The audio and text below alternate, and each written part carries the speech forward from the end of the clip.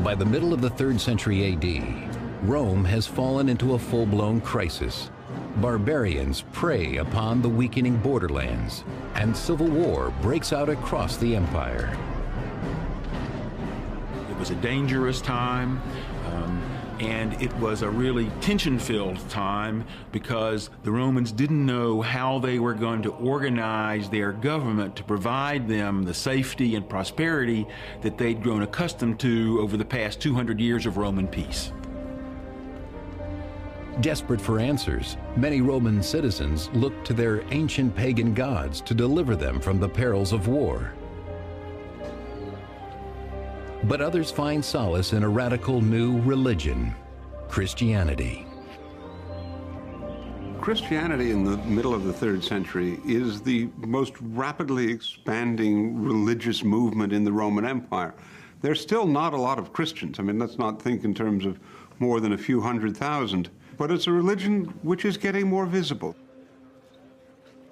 New believers wash away their old pagan gods through an act described in a 2nd century catechism. Baptize in living water. But if thou hast not living water, then baptize in other water. And if thou art not able in cold, then in warm. In the name of the Father, and of the Son, and of the Holy Spirit.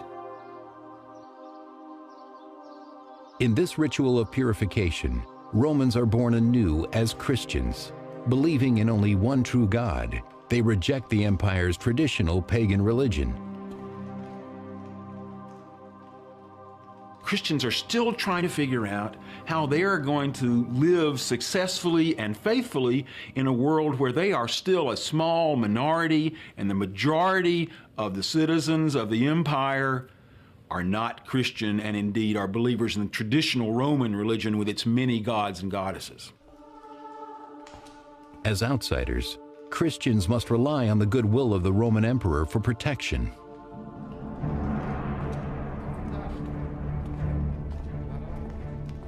In 248 AD, Rome's Emperor Philip is one of the most tolerant, giving an audience to many local Christian leaders in his imperial palace.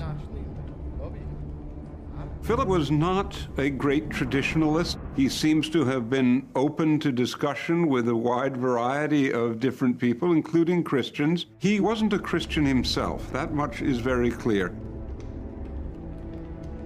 Though Philip may take a genuine interest in this new religion, his trusted general Decius, a resolute pagan, disapproves. The most important thing to realize about Decius is that he's extremely traditional. He's very dedicated to a sort of almost mythical view of Roman values. And what that means, of course, is that things that can be perceived as un-Roman are looked at as dangerous by Decius. Decius fears Philip's Christian sympathies will anger the pagan gods, worsening the crisis already enveloping the empire end to end. In Syria and Germania, Roman soldiers launch mutinies, and in Mysia, modern-day Bulgaria and Serbia, a vicious new tribe of barbarians, the Goths, have crossed the Danube into the empire itself. This is no time to anger the gods.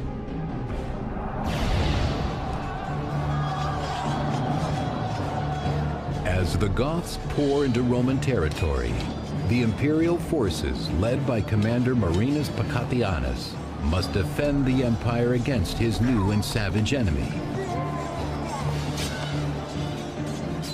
The intentions of the Goths perhaps were well known to the Romans, but the extent of their strength and the duration of their attack is something the Romans couldn't have anticipated. And the degree and the depth to which they penetrate into Roman territory also is something that Romans probably wouldn't have imagined as well. We don't know very much about the Goths in this period. What we do know is that the region north of the Danube became the launching post for hit-and-run raids into the Roman Empire. Pacatianus is able to hold the Goths back and, for the time being, secure the empire's frontier. The Romans at this point were as powerful as a military force as they had ever been. And they were certainly more than prepared to square off against these barbarian peoples. But in their crude camp, the soldiers grow tired of taking orders from a distant ruler. Instead, they choose their commander, Pacatianus, to replace Emperor Philip in Rome. Pacatianus has now become the most dreaded political player, a usurper. A usurper, that is to say, a man who could become emperor through unofficial channels, would gain the throne by getting the support of the army. The support of the army in the end was what made and unmade emperors. The Roman Senate was supposed to give legitimacy to an emperor by recognizing his right to rule, but without the support of the soldiers, no emperor was going to last. As a usurper, Pacatianus is confident that the support of the military will allow him to lead his legions to Rome and take the throne himself. Back in Rome, after learning of the rebellion on the Danube, a desperate Emperor Philip seeks guidance from his general Decius. Philip senses that not only is his military support eroding, but also his position in Rome is likely to erode. And he knows that this is a revolt that he has to deal with personally and he has to deal with quickly. When Philip confronts the Senate and asks them what they would advise him to do about this revolt, most of them are too scared to say anything, but Decius actually speaks up and says, let the thing collapse under its own weight. From the Danube region himself, Decius tries to instill confidence in Philip, but in vain. The emperor has good reason to be concerned. Philip would have been particularly worried about Pacatianus because Pacatianus was commanding soldiers to the north in the region of the Danube River, where you could expect to find the toughest, most battle-hardened soldiers and the best commanders. So Philip knew that Pacatianus was a real military threat to Philip's political position. Trusting his general Decius completely, Emperor Philip sends him from Rome across the Alps to Moesia to quell Pacatianus's revolt.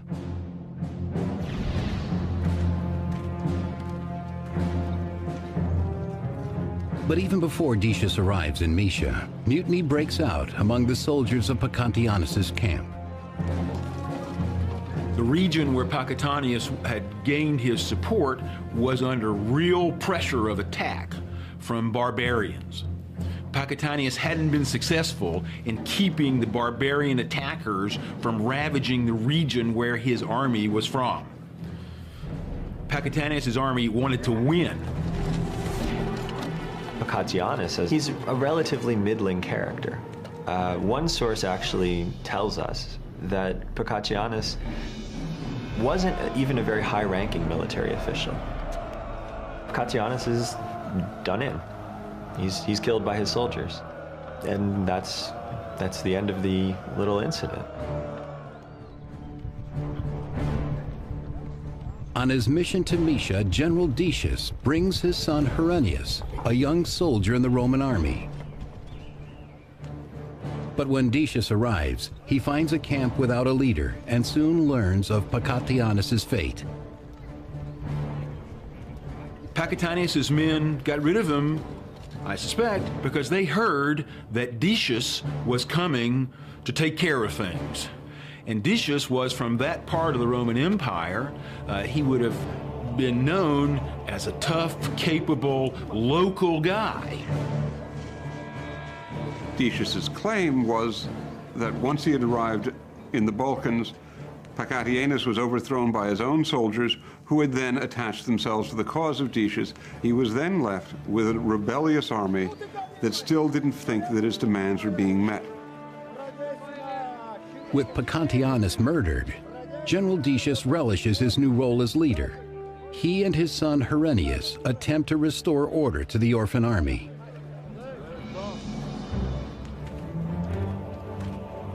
The mutinous soldiers have other plans for Decius.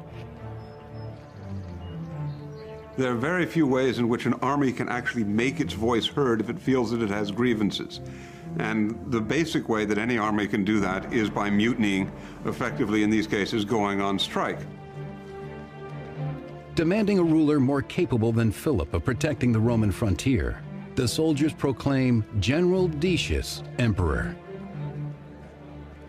This makes a lot of sense. He's from the region, generally speaking. He's from the Balkans.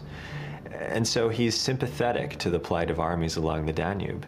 He also, I think, very much senses that when these troops proclaim him emperor, they're willing to fight for him. They trust him, and he can help them pursue their agenda at court. In an act of utter betrayal, Decius has become a usurper himself, cheered on by his son Herennius. Though Philip is an old friend, Decius sees no other way of returning Rome to its former glory than wresting control of the empire with his own hands. Emperor Philip dispatches his trusted general Decius to suppress a rebellious army in Moesia. But it is Decius who launches a new revolt as his soldiers proclaim him emperor.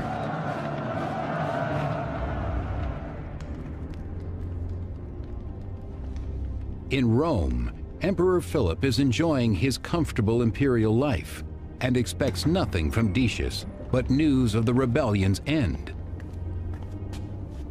When Philip learns that Decius has been made the new emperor, or has been proclaimed emperor by the Danubian legions, Philip has every reason to be very much afraid. And so Philip has to understand that while Decius marches on Italy, Philip has to go out and meet him. He can't stay in the city of Rome and hope to retain his position. Stung by the deepest betrayal, Philip must now prepare himself to face his former friend and ally. He orders his legions to ready themselves for battle. Philip and his troops ride north from Rome to Verona to confront Decius's army coming from Moesia through the Alps.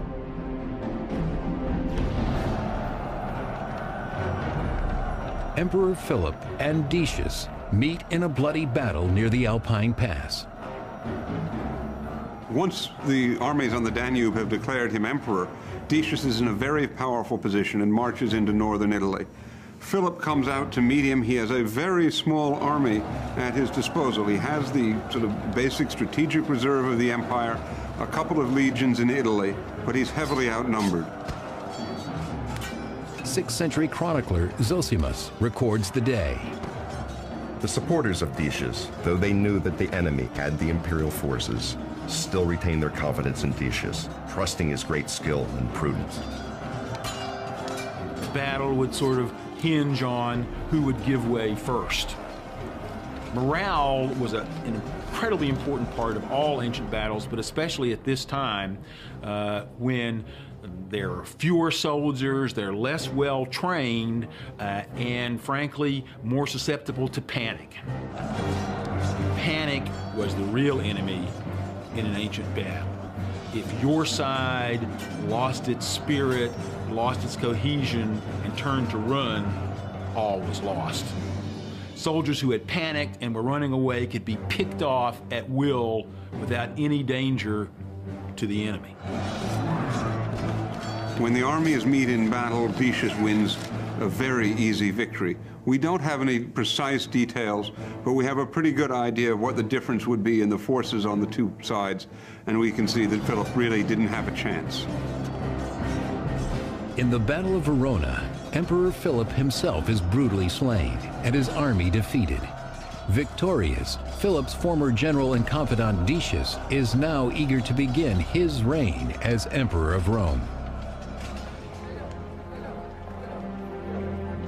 Back in the capital, Decius and his son Herennius are received by the members of the Senate, who hail Decius as emperor. He believes that in order to restore Rome's security, the empire must first uphold its traditional pagan values. One of the things that Decius is very concerned with is the health and the correctness of Roman worship. of imperial worship. I think it's clearly the case that the crisis that the empire is facing, the very large number of civil wars and the very large number of foreign wars, makes a correct relationship with the gods important. Ready to overcome the crises they experienced in Philip's reign, the Senate welcomes the stringent pagan rule of Decius, complete with ritual sacrifice. The traditional religion of the Romans, we call it paganism, involved worshiping and honoring and respecting many gods and goddesses. If the Romans didn't show their respect by sacrificing animals, by really dealing in the blood and meat that literally brought life, then the Romans expected that the gods would abandon them. For the empire at risk for barbarian attacks on almost every border, it seems the gods have already abandoned them.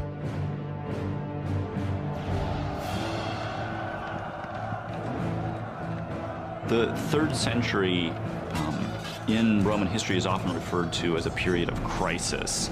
And the period when Decius comes to power is just as that crisis is really coming to a head. The situation on the frontiers is about as bad as it's ever been. Barbarian Goths continue to wreak havoc on the Roman borderlands, depleting the once powerful Roman armies. In an ancient battle, there was almost no visibility. The noise was tremendous. It was very important to stand one's ground, because once a line was broken, it was much harder to defend yourself and defend the person next to you. And once a line was broken and your enemy started coming around to your side, it was very easy for a massacre to start. The northern frontiers, for reasons that aren't entirely clear, a number of peoples who had once been contained along the frontiers, are now attempting to move into the empire. This is extremely dangerous from Rome. If something isn't done, the borders of the empire will collapse completely.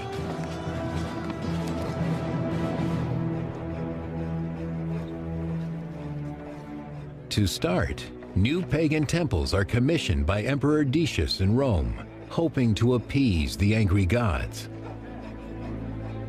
Naming his son Herennius co-emperor, Decius sets out to impose their traditional values on the entire empire. They will not tolerate Christianity or any other deviation from pagan devotion. The Romans very much believe in the power of the past. And that meant that when Decius decided to undertake a major religious reform, he simply looked back to the past. How have we always done things? We've always performed sacrifices.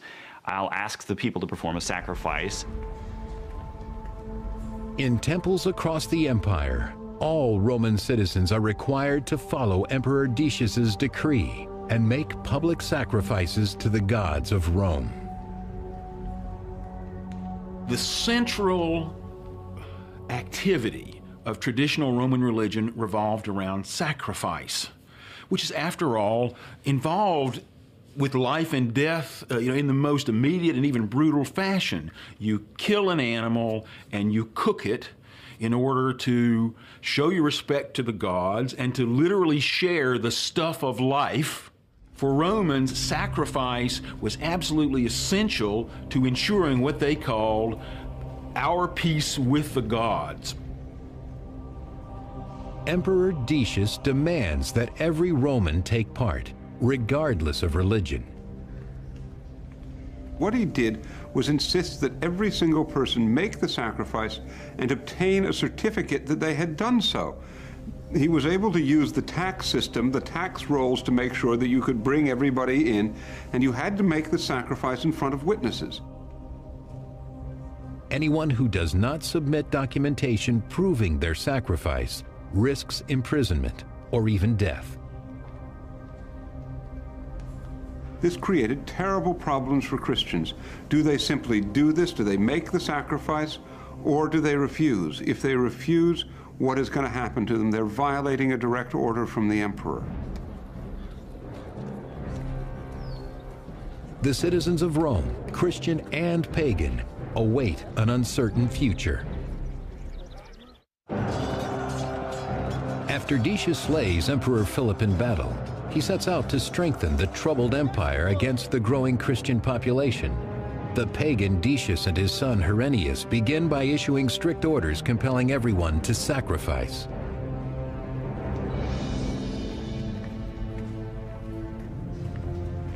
Emperor Decius proclaims that all Christians, on pain of torture and death, must make sacrifices to the pagan gods, even though their faith forbids it.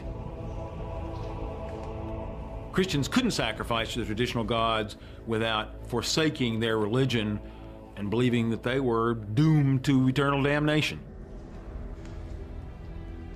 Forced to obtain a certificate to prove their sacrifice, Christians face an impossible choice between their emperor and their religion. How could they remain loyal subjects and also make sacrifice to what they regarded as demons?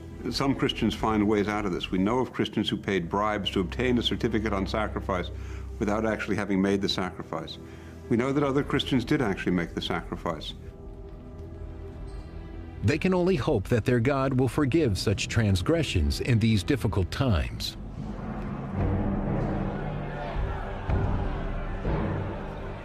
But not all Christians comply with Emperor Decius's decree. In 250 AD, Fabian, the Bishop of Rome himself, shows the people of Rome the earthly consequences of an unbending Christian faith. It's quite possible Decius didn't understand that Christians couldn't perform these sacrifices. But in effect, by requiring that everyone in the empire act religiously in the same way, Christians are now excluded. And the penalty that Decius set out for not performing these sacrifices is a severe penalty, in some cases extending even to death. 4th century Christian chronicler Eusebius of Caesarea writes of the Christians martyred during the 3rd century persecutions. I am struck with wonder at their all-enduring courage and the open profession of their faith, how the martyrs were not cast down in their minds, but their eyes looked upwards, and they neither trembled nor feared. 3rd century Christian chronicler Lactantius raves against the emperor. Decius appeared in the world an accursed wild beast to afflict the church, and who but a bad man would persecute religion? As the religious fervor escalates, many Christians cannot find the same strength as the martyrs. They choose instead to keep their heads down and try to stay alive.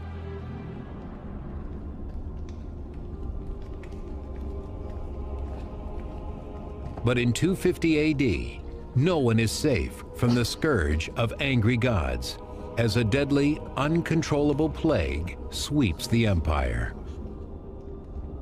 We don't know that much about the plague from a medical perspective. We don't know precisely which kind of plague it was, whether it was the bubonic plague or something else.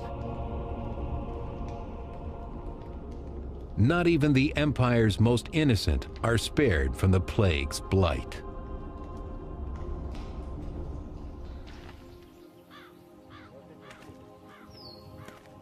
The disease ravages the empire, at its height between 251 and 266 AD, killing thousands a day in the city of Rome alone.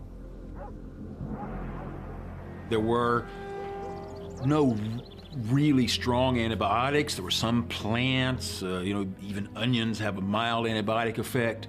But in the face of plagues, especially which could be viral, there was no defense. You could be healthy one day and at death's door the next. Even the emperor is powerless against such a virulent enemy. I think Decius would have been distressed to find that even after he tried to have this universal sacrifice, that things got even worse, especially when the plague hit subsequently. You have bodies decomposing and pieces of bodies. The city's littered with the dead. The living are, of course, affected immensely by this. And the living begin to wonder about their fate and the fate of the empire, and ultimately the cause of such suffering.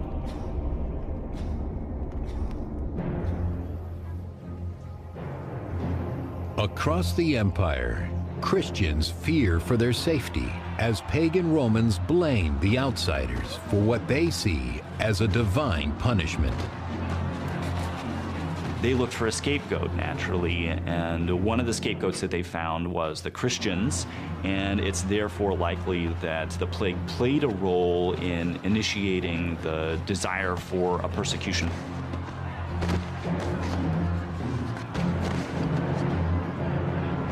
In a desperate form of retribution, the pagans hope the Christian blood will appease their angry gods.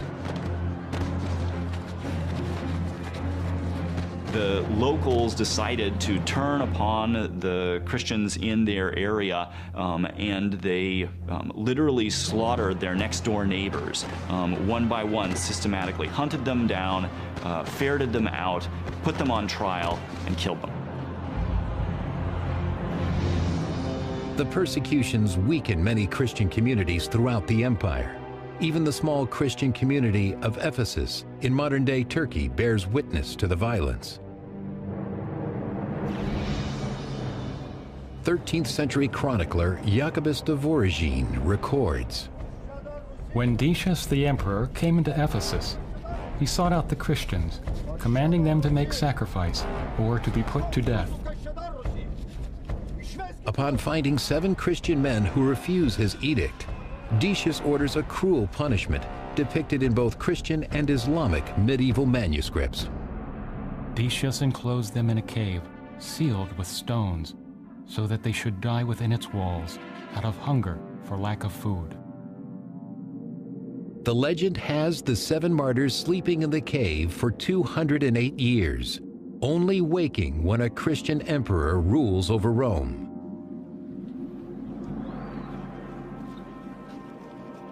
Many of the empire's Christians flee to the wilderness, hoping to avoid persecution. There were important figures who tried to escape martyrdom by fleeing. And this was not necessarily frowned on by the church. The church did not encourage people actively to seek martyrdom. If you wish to preserve your church community and preserve your own life, it was acceptable for you to try to run out into the countryside. The most unfortunate of the refugees are left vulnerable to attack by the scavenging barbarian tribes who prey upon those along the weak borders of the empire. The Roman Empire had no police force. When you left your community, you literally didn't have any kind of automatic protection. There was no 911 to call in the Roman Empire if you were attacked. So Christians suffered miserably, I'm sure, when they had to flee the centers in order to avoid sacrificing. The 4th century Christian chronicler Eusebius of Caesarea recounts the journey of a fleeing Christian. One man fled with his wife to the mountains, never to return. And of the Christian brethren searched diligently. They could not find either them or their bodies. And many who fled to the same mountain were carried into slavery by the barbarians. The empire appears even more chaotic now than when the hopeful Decius was crowned. First angry gods, then plague, and now barbarians are about to threaten the future of the civilized world. Emperor Decius struggles as the empire's defenses are weakened by civil unrest and plague, allowing invading barbarians to threaten Rome's borderlands. In 250 AD, the barbarian Goths again crossed the Danube into the imperial province of Moesia. The Goths are now led by the mighty chieftain Caneva, who enjoys the security of a loyal tribe. The way a man like Caneva would secure his position was by rewarding his followers, by giving them a chance to get rich. there was only so much wealth north of the river, north of the Danube. South of the river, where there are Roman cities, there's an almost limitless supply of captives, of treasure, of coined money. 6th century chronicler Jordanes recounts the Gothic king's plan to relieve the empire of its abundant wealth. Cniva divided the army into 2 parts, and while he stayed in camp with 70,000 men on the Danube, he sent the other warriors to waste Mysia, knowing that it was undefended through the neglect of their emperor.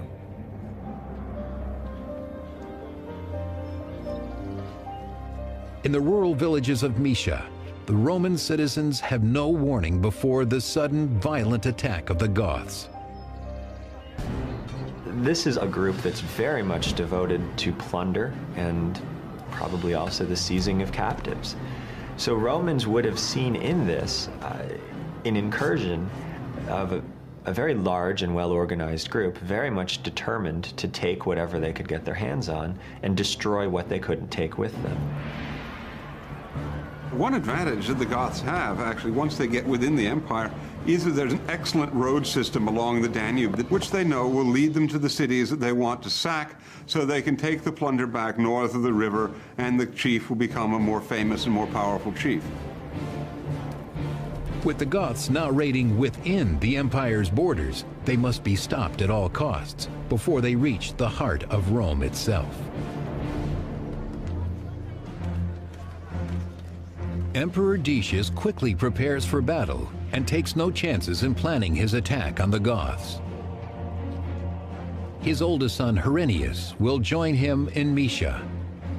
But his younger son, Hostilian, only a boy, will remain behind. Hostilian is left in Rome with his mother. The rationale for this, I think, is relatively clear. If the situation in Rome requires an imperial presence, Hostilian can represent the principate there. But it's a way of trying to divide the imperial presence and secure Decius's authority throughout the empire. If Decius and Herennius fail to survive their mission, the entire weight of the Roman Empire will fall on the shoulders of young Hostilian. Emperor Decius and Herennius travel from Rome eastward to face Cniva and the Goths at Nicopolis ad Istrum on the Danube River in Mysia.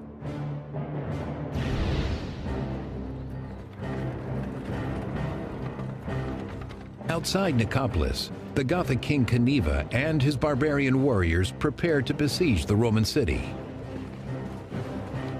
Cniva is clearly a very able character on a tactical level, but he doesn't have a strategic plan rather than to sort of smash, grab, and return, which is what the tribes see Rome as being, a place to go steal cool stuff and bring it home. Emperor Decius and Herennius intercept the Goths just in time before they can reach Nicopolis. Well, in ancient warfare, in a battle between Romans and barbarians, you were face to face with the person you were fighting. You were face to face with the person that you were trying to kill, and the battles often didn't last very long for the simple reason that it was very tiring. It was very tiring, and after the initial impact, people wore out very quickly. 6th century chronicler Jordanes describes Cniva's defeat. When the Emperor Decius drew near, Cniva, with his army, still in good shape, at last withdrew to the Haemus Mountains of the Balkans, which were not far distant. But the persistent Goths do not continue their retreat and instead move south into the Thracian city of Philippopolis.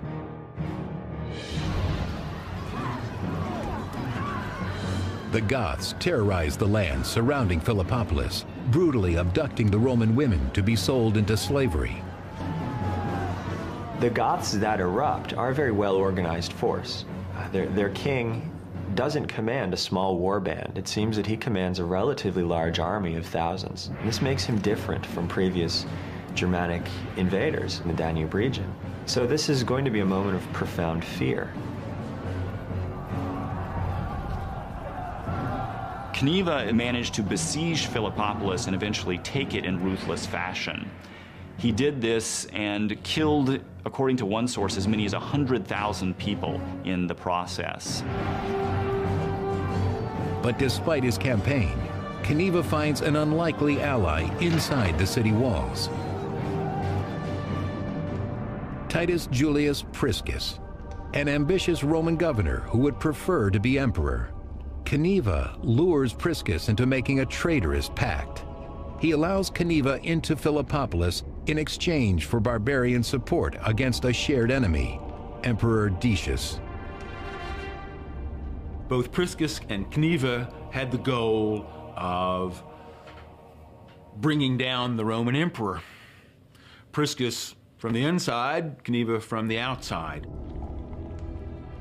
And so Priscus made a secret, dirty deal saying, look, I'll surrender our people to you if you'll promise to get rid of the ones who'd support the emperor instead of me. And Cneva said, that's a deal. The two leaders sealed the deal with a common act for both barbarian and Roman. Priscus and Cneva would have had a formal ceremony in which they swore before the gods over a sacrifice, pouring a libation of wine to the gods to show each other that their faith was guaranteed by divine sanction.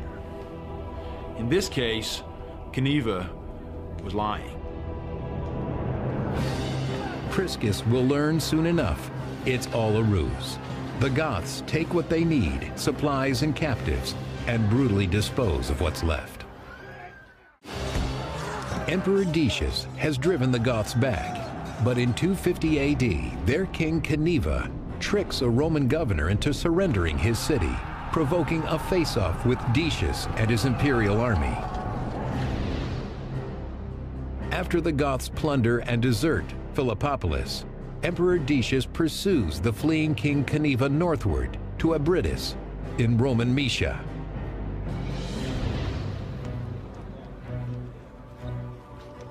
In their camp outside Abritus, Decius, his son Herennius, and their legion's priest turn to the only force they know will guarantee victory, their beloved pagan gods. Decius knew that this was going to be the struggle of his life. So Decius did what he was supposed to do to win the favor of the gods. He sacrificed. And with the smoke rising to the heavens, as far as the eye could see on and around the altars, then no one could doubt that Decius had done absolutely the maximum to try to win this titanic struggle. 6th century chronicler Jordanes remembers the sacred place of worship outside the modern Bulgarian city of Razgrad. To this day, that place is still called the Altar of Decius, because there he had offered amazing sacrifices to idols before the battle. If Decius is going to bring stability to Rome, he must push the Goths back across the Danube River for good. Finally, in 251 AD, Decius's army confronts the Gothic forces at the Battle of Abritus. The terrain is wet and difficult for the highly organized Roman army, who falter against their barbarian enemy. I think Decius really thought that he was going to finish off Cneva finally, but instead Cneva was able to surprise him with a number of troops that he had who were hidden in these marshes, and then also to outmaneuver him on a type of battlefield that just didn't work well for Roman fighters. The Gothic forces soon overpower Decius's army. The 6th century chronicler Jordanes recounts the emperor's greatest loss. In the battle that followed, the Goths quickly pierced Herennius, the son of Decius, with an arrow and cruelly slew him. When his son, Herennius Etruscus, takes an arrow and is dying on the battlefield, Decius doesn't break down. Instead, he proclaims, "Let no one be afraid. The loss of one soldier is no diminution to the state." As if he didn't care, as if it didn't matter to him at all. Decius dismounts his horse and furiously charges into battle. But this time, his pagan gods cannot save him, according to 6th century Byzantine scholar Zosimus. Decius and his army were so assailed by the missiles of the barbarians that not one of them escaped with his life. Thus ended the life of the excellent emperor Decius.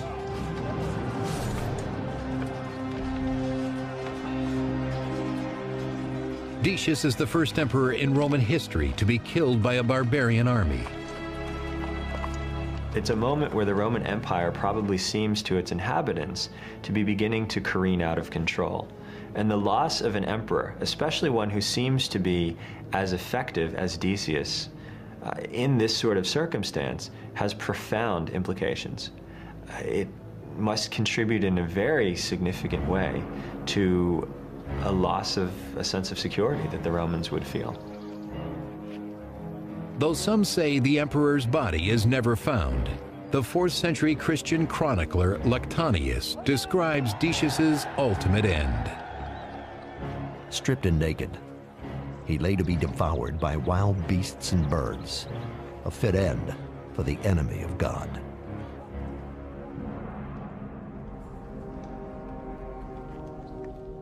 Back in Rome, the plague has taken the ultimate toll, as Decius's heir, Hostilian, is struck with the disease not long after his father's death. The death of an emperor and of his son were signs that the God's favor had been lost. Romans would have been filled with tension, wondering, how are we going to regain the lost divine favor? With Emperor Decius and his son's deaths, the crisis of the 3rd century only worsens. Usurpers revolt in Gaul, barbarians continue to attack the empire's northern borders, and to the east, territory is lost to foreign invaders as well.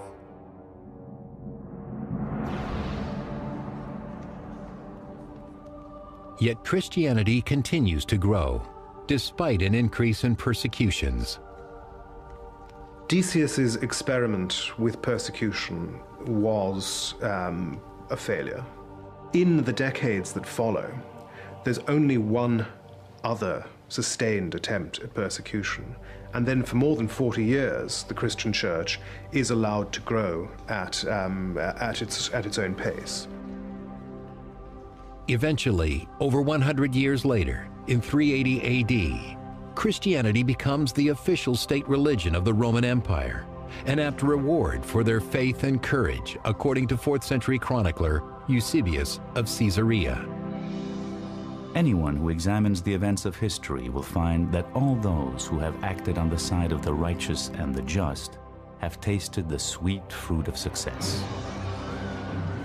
Emperor Decius allowed religion to divide the empire, turning Roman against Roman in a desperate time of violence and plague. Without a unified front, Rome's borders are left open to the greatest and bloodiest of all enemies, the barbarians.